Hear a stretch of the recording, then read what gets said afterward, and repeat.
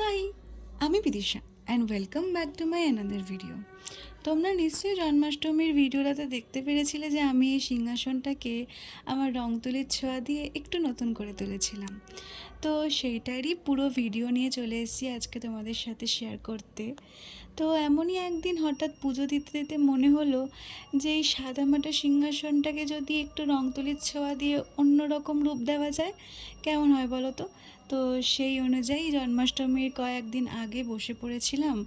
এই কালার কম্বিনেশনটা কিছু না ভেবেই ডিসাইড করেছিলাম যে কি ডিজাইন করব বা কি থিম করব, কিছু তখন ভাবিনি। তো দেখলাম যে মন্দ লাগছে না কালার কম্বিনেশনটা। দুটো কোট মারার পরে এই ফিনিশিংটা এসছে।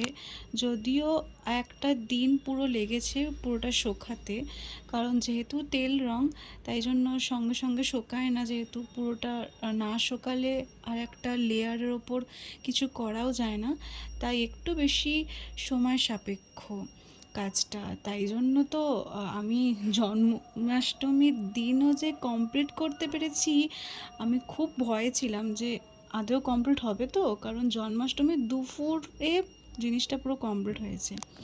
তো যাই হোক, পিন্টারেস্টটা অনেক স্ক্রোল করার পরে মনে হলো যে হিন্দু কালচারের মানে আর কি দেবদেবী নিয়ে কিছু করব ভেবেছিলাম। তারপরে ফাইনালি ডিসাইড করলাম যে এই পদ্ম থিমের ওপর যে হিন্দু কালচারের আর্টটা রয়েছে সেটার ওপরই কিছু করা যাক। তো সেই অনুযায়ী করা এই ডিজাইনটা।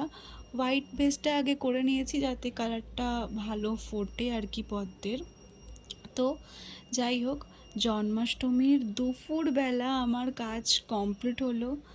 ফাইনালি কমপ্লিট হলো। ভেবে তো ছিলাম যে হবেই না বোধহয়, জন্মাষ্টমীর দিনও কমপ্লিট হবে কি না কে জানে, কারণ শোকাতে ফার্স্ট অফ অল এত সময় লাগে, আর হঠাৎ ভাবনা সেই অনুযায়ী কাজ স্টার্ট করা। তো যাই হোক, এইটা হচ্ছে আমার ফাইনাল লুক। তোমরা আগেও দেখেছো জন্মাষ্টমীর ভিডিওটাতে। তো জানিও তোমাদের কেমন লাগলো আজকের এই ভিডিওটা, আর ডিজাইনটা তোমাদের কেমন লাগলো অবশ্যই একটা কমেন্ট করে জানিও। টাটা, আবার দেখা হবে নেক্সট কোনো ভিডিওতে। আর হ্যাঁ, এরকম ভিডিও আরও দেখতে হলে প্লিজ ফলো করতে ভুলবেন না। টাটা।